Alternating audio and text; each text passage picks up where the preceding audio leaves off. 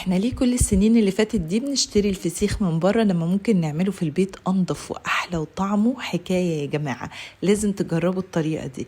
في بولة حطيت الملح الخشن وعليه الكركم والشطة وقلبتهم مع بعض. طبعا هسيب لكم كل المقادير في الكابشن كالعادة. قبل بيوم كنت غسلة السمك كويس وحطيت مناديل في الخياشيم ونشفته كويس قوي وشيلته ليلة كاملة في التلاجة مكشوف على شبكة لحد ما نزل كل المية اللي فيه وبقى ناشف تماما. بعد كده بدأت أحشي الخياشيم وفي البق ملح كويس جدا، وخلصت المرحلة دي وجبت بقية الملح وحطيت عليه شوية زيت وفركتهم مع بعض.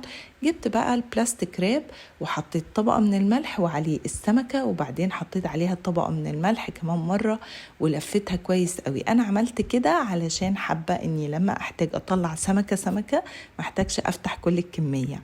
ممكن تحطوها بقى في بوكس على طول وعليها الملح، ممكن كمان تحطوها في أكياس بلاستيك غامقة، والمهم أنكم تشيلوها في مكان معتم وتكون درجة حرارته معتدلة. وبعد 15 يوم، لو الجو برد هياخد 20 يوم، بس في الجو دوت هياخد 15 يوم. هتطلعوه وتبدأوا تفتحوه وتغسلوه. زبدة يا جماعة، زبدة. عصرت عليه ليمون وشوية شرايح بصل، وكمان قليت النص التاني بقى من الكمية وعملته على طريقة ماما.